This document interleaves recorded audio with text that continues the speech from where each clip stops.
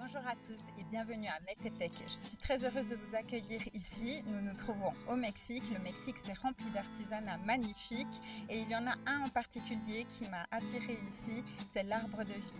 Et ici, à Metepec, il existe un savoir-faire artisanal magnifique autour de la terre cuite. Vous pouvez voir ici un exemple de tout ce qui peut être constitué à base de terre cuite. On a un arbre de vie, on a des figures de la Vierge, on a des croix, des fleurs, des soleils, des lunes. Il y a un artisanat vraiment très riche ici. C'est un village rempli d'artistes.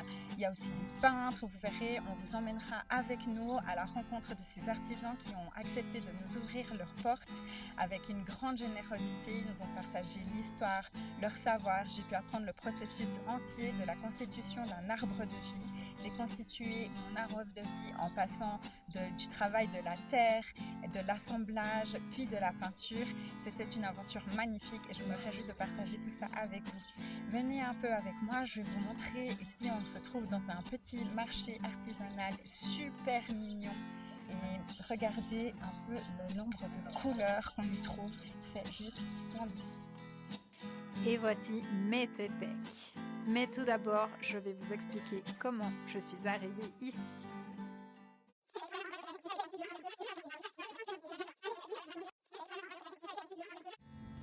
Metepec se trouve à 1h30 en voiture de la Ciudad de México. Mais c'est avec le télécabine, puis le train qui va en direction de Toluca, que j'ai voulu faire l'expérience et j'ai adoré ce trajet. Les infrastructures sont récentes et très bien conçues et les paysages magnifiques à voir. Arrivée à Metepec, je me suis mise à la recherche d'un artisan motivé par mon projet. Mon projet consiste à découvrir l'histoire des arbres de vie, à apprendre le processus de création et à apprendre à connaître qui sont ces artisans et quelle est la vision future de ces personnes créatrices de trésors. C'est Armando et Adélie qui m'ont ouvert leurs portes et leur cœur. Ils ont fait pour moi bien plus que ce que j'espérais, mais restez avec moi pour le découvrir. No, está en récord Guinness. Está en récord Guinness.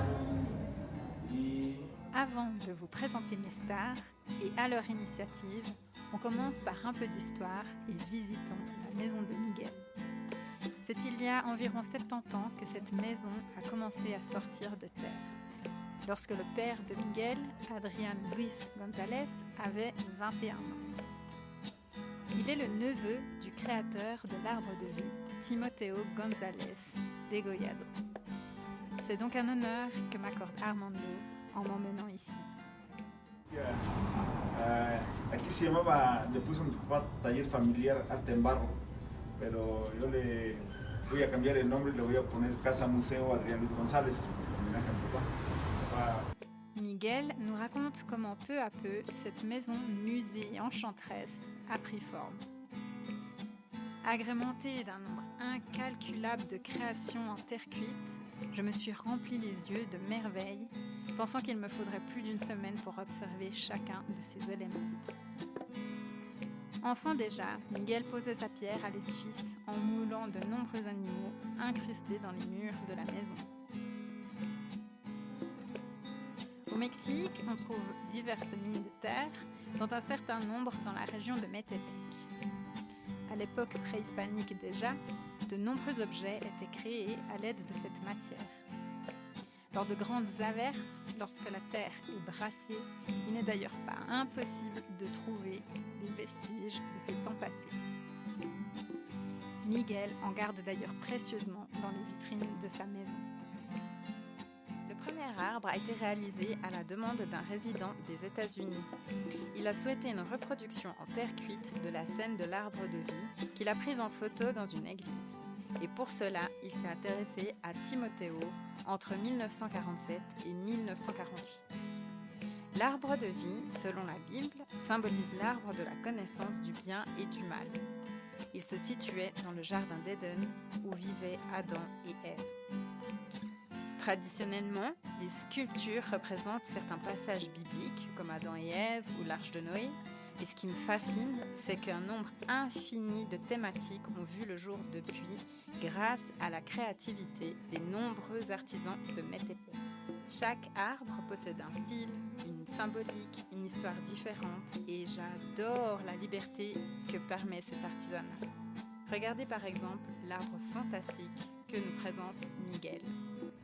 Y este es un árbol de la literatura, son unos personajes de libros. Mira, aquí está la Biblia, el Ramayana, Don Quijote de la Mancha, este es Romeo y Julieta de Shakespeare, 20.000 leguas de viaje, su marido Julio Verne, es el viejo y el mar de Ernest Hemingway, este es Moby Dick, Herman Melville, aquí parte de la Ciudad de México, está la Torre Latino, el Palacio de Bellas Artes, el Monumento de la Revolución, las pirámides, mira, y los volcanes abajo. Está un bochito, el Turibús, la Virgen de Guadalupe. Et s'il ne s'agit pas de terre cuite, ce sont d'autres objets travaillés à la main qui donnent à cette maison un lieu empreint de vie, de rêve et de temps qui s'inscrit dans la pierre comme intouchable. Miguel nous emmène sur sa terrasse et c'est face à une crèche impressionnante qu'il nous parle de quelques-unes de ses créations qui ont, jusqu'ici, marqué son histoire d'une façon ou d'une autre. He hecho algunas piezas, por ejemplo, en el Museo Nacional de Antropología en la Ciudad de México. En el Museo Nacional de Antropología hay un árbol de 2 metros que hice yo, ahí está en el museo. Entonces es una pieza importante porque pues, obviamente hay puras cosas prehispánicas, pero entonces que hay una obra mía grande, pues para mí es importante. C'est à ce moment-là que je me rends compte que lors de mon dernier voyage à Mexico en 2023, j'ai photographié l'œuvre de la personne avec qui je suis en train de parler, présente au musée de l'anthropologie de la ville de Mexico. Complètement fou, je n'aurais jamais imaginé et je suis super honorée. En plus d'être un artiste complet, Miguel est également une très belle personne. N'hésitez pas à suivre son excellent travail sur les réseaux. Como Artesanías Metepec Miguel, todo junto en minúsculas. Artesanías Metepec Miguel, y así estoy en Instagram y en Facebook. C'est mon deuxième jour. Je suis super enthousiaste d'être ici et de me mettre en piste afin de créer mon arbre de vie. Moi, j'ai assez parlé jusqu'à maintenant. Il n'y a personne de mieux placé qu'Armando pour vous parler de l'artisanat auquel il se dédie. Hola, buenos días. Estoy con Armando del taller Artesanías Mictlán. Bueno, mi nombre es Armando Carrillo Ayala, artesano del municipio de Metepec. Nosotros tenemos nuestro taller que es Artesanías Mictlán, donde elaboramos piezas tradicionales que se elaboran aquí en el municipio de Metepec, como lo son los árboles de la vida, cruces, soles, eclipses, una gran variedad. Yo comienzo a trabajar como de niño, como jugando con el barro. Mi papá un tiempo se dedicó a ello y pues no lo llevó como a cabo al 100 por cuestiones alternas, pero el tiempo que lo llevó a cabo a mi hermano y a mí nos gustó mucho, entonces tuvimos ese primer contacto con el barro. Posteriormente pues lo dejamos y conozco amigos artesanos de Metepec con los cuales pues yo empiezo a trabajar en sus talleres. Me comienza a llamar otra vez la atención mucho el barro y es a raíz de esos talleres tradicionales de Metepec donde yo prácticamente comienzo otra vez el proceso de aprendizaje del barro. Tengo la suerte de estar con Armando para que me explique un poco el proceso de cómo hacer un árbol de vida, porque es un objeto que me gusta mucho de México. El proceso del barro pues sí es un poquito laborioso. Conforme pues estos días estés, te mostraremos cómo es desde la preparación hasta pues, finalizar una pieza. El horneado, que vamos a hornear yo creo que mañana, entonces también vas a ver muchas cosas. Pour ces créations, la terre utilisée doit être suffisamment fine.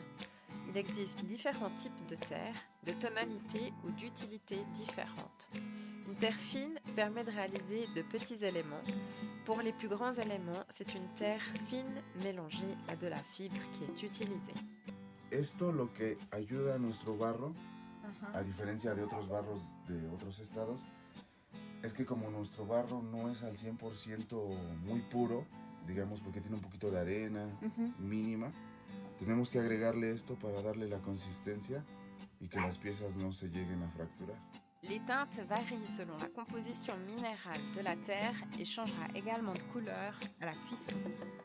Esta se llama Jicotepec, es un pueblo de la Sierra Norte de Puebla.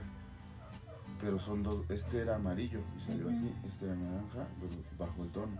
Estos barros son, este es de Guadalajara, el de Guadalajara su barro es negro y sale más blanco. Entre más negro, más blanco.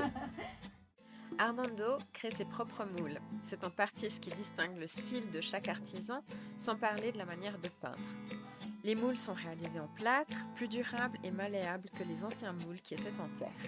Chaque moule peut être utilisé pour environ 500 pièces avant de perdre ses détails et d'être refait. Encore une ou deux informations avant que j'attaque la création de mon arbre de vie de mi main.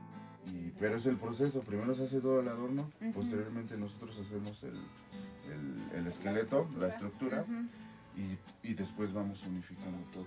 Vas haciendo tu composición, que ahí es la parte más mágica, porque comienzas a, como, dices, aquí quiero que lleve estas flores, acá quiero que lleve más elementos. Entonces, esa es la parte bonita. Voy a hacer esto. Debes de ejercer la presión necesaria para poder registrar bien todo lo que esté aquí. Et c'est parti, je commence par mouler les plus petits éléments de mon arbre avec la terre fine. La matière est super agréable à travailler. Pour les éléments plus grands, je travaille avec la fameuse terre qui a été mélangée à la fleur de tuile.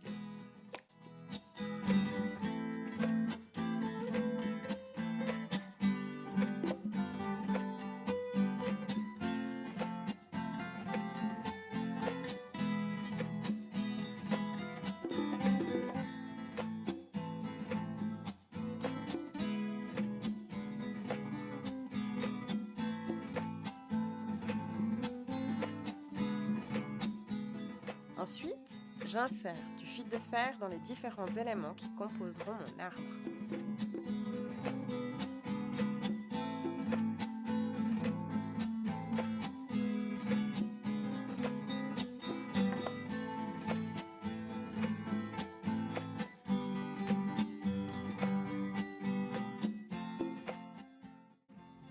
Yo la coloco.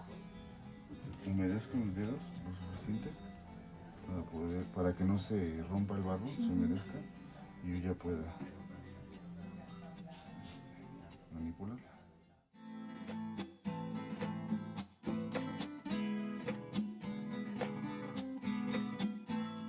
Une fois cette étape terminée et le corps de l'arbre moulé, place à l'assemblage.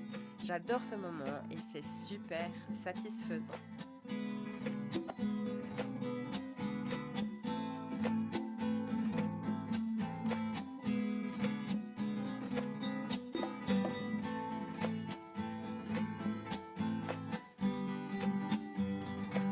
Après un temps de séchage nécessaire, c'est l'heure de la cuisson au four. La température est élevée à un rythme régulier jusqu'à atteindre 700 degrés. Et c'est parti pour 3 heures de cuisson. Pendant ce temps, Armando et Adélide nous ont prévu une visite exclusive du musée, normalement fermé durant les vacances. Ce sont les meilleurs, je les adore. Ahora nos llevamos al Museo del Barro de Metepec. Le musée du Barro expose tout un tas d'œuvres exceptionnelles en terre cuite, à travers lesquelles Armando nous guide. La plupart des pièces ont remporté des concours. Il y en a de toutes les tailles, de toutes les thématiques et de toutes les couleurs. Je suis fan de la catégorie miniature. De 7 cm de hauteur maximum, elle demande un savoir-faire aiguisé, car de cette taille, la terre sèche rapidement. Je vous laisse également admirer les petites merveilles créées par Jacinto, qui est le spécialiste en miniature de l'atelier d'Armando.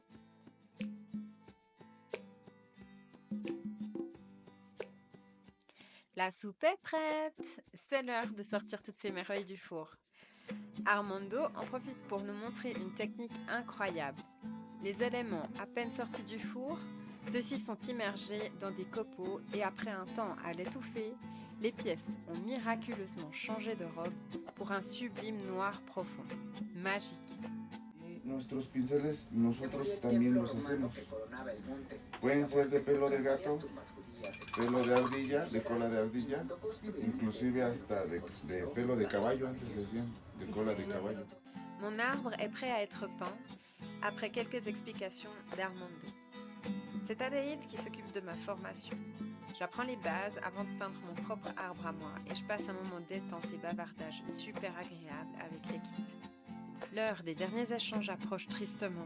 J'ai envie de savoir comment Armando et Adaïd appréhendent le futur de l'artisanat et je suis ravie de voir qu'en ce qui les concerne, ils sont sereins. Contrairement à beaucoup d'objets d'utilité quotidienne qui peuvent être substitués par des matériaux industrialisables, certaines fois plus faciles d'utilisation, comme des casseroles, des assiettes, etc., qui autrefois étaient également de terre, les objets décoratifs n'ont pas grand intérêt à être réalisés d'une autre façon que de façon artisanale. Pour Armando, l'artisanat de Metepec est si magique qu'il peut croître à l'infini et il perdurera dans le temps. Je veux également savoir comment pouvons-nous soutenir l'artisanat en tant que consommateurs. Selon Armando, il est fondamental de consommer local et de ne pas marchander afin de respecter la valeur du travail. Voilà le résultat de mon travail après 3 jours incroyables avec Armando et Adaïd. Ce sont mes maîtres. Ils m'ont appris énormément de choses à propos de l'histoire de cet artisanat que j'apprécie particulièrement, qui vient d'ici, de Metepec. Et après 3 jours, j'ai appris non seulement l'histoire, beaucoup de choses sur les personnes qui créent ces objets magnifiques et aussi sur le processus de création. Donc voilà mon arbre de vie que j'ai fait de toutes pièces par moi-même et je suis très fière. J'ai des super maîtres et un grand merci à eux du fond du cœur. Ciao. En description de la vidéo, vous trouverez toutes les informations qui vous permettent de suivre Armando et Adaïd. Du fond du cœur, un grand merci à Armando, Adaïd, leur équipe, et Miguel Gonzalez, Raoul Roch pour leur confiance et leur accueil généreux. Un grand merci à vous d'avoir regardé cette vidéo jusqu'à la fin. Cela a été fait avec le cœur. J'espère que ça vous aura plu.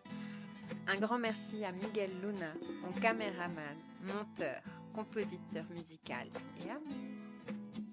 Pensez à liker et à vous abonner pour suivre mes prochaines aventures. Et n'oubliez pas que l'amour est toujours la solution.